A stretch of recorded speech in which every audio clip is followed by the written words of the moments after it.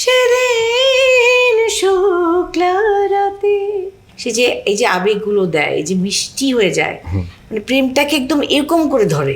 উপমহাদেশের নন্দিত সঙ্গীত শিল্পী আশা ভোসলে মারা গেছেন, এটা আমি নিতে পারছি না। তার সঙ্গে কি আপনার কখনো দেখা হয়েছে? না, আমার দেখা হয়নি।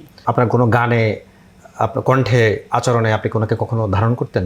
আমি আর সামিনা অনেক জোরে জোরে চিৎকার করে গান গাইতাম, এবং যখন নতুন কোনো গান আসতো সাথে সাথে সেটা আমরা মুখস্থ করতাম, কপি করতাম এবং আমরা গাইতাম।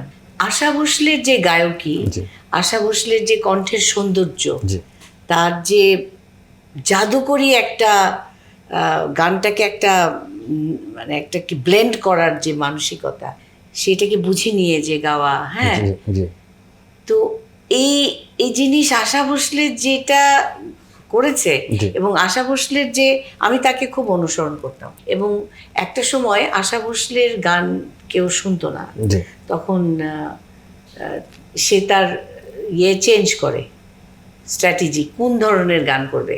তো সে তো খুবই ভার্সেটাইল, তখন সে ডিফারেন্ট ওয়েতে সে আসলো এবং জয় করলো।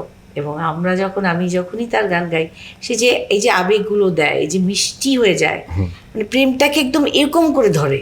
এই ধরার ব্যাপারটাই কিন্তু মানে আমার আশা।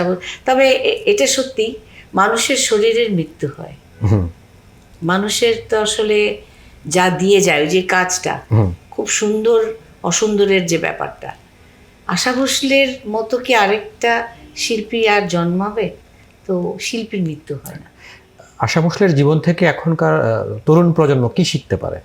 তার গানগুলা তুলুক, প্রত্যেকটা গানের মধ্যে যে মানে যে তার যে সেদিন শুক্লা রাতে এমনি করে উঠেছিল চাঁদ, তুমি ছিলে মোর সাথে, এই যে কথাটা যে বললো, সেদিন শুক্লা রাতে তুমি ছিলে, উঠেছিল চাঁদ, তুমি ছিলে মোর সাথে, এই যে পুরাটাকে গল্পটাকে এত কাজ দিয়ে যে বললো, সেটার মধ্যে একটা ভারী একটা ব্যাপার আছে, এবং যে সাথে থাকার ব্যাপারটাকে মনে হয় গায়কীতে সাথে নিয়ে আসছে। একদম যখনই যে গানটা করেছে তখনই সেই গানটাকে না মানে ইনস্ট্যান্ট গল্প বলার মতো। যেমন আমি যখন রবীন্দ্রনাথের অ্যালবামটা করি, আমি কিন্তু তখন আশা ভোসলের রবীন্দ্রসঙ্গীত অ্যালবামটা শুনেছিলাম, এবং আমি তখন ওই যে ওনার গাওয়া গানগুলো থেকে আমি কিছু গান করি। আশা ভোসলেকে উৎসর্গ করে আপনি যদি আমাদেরকে একটু শুনতেন। কথা হয়েছিল তবু কথা হলো না, আজ সবাই এসেছি, শুধু তুমি এলে না, শুধু তুমি এলে না, কথা হয়েছিল তবু কথা হলো না, আজ সবাই এসেছি, শুধু তুমি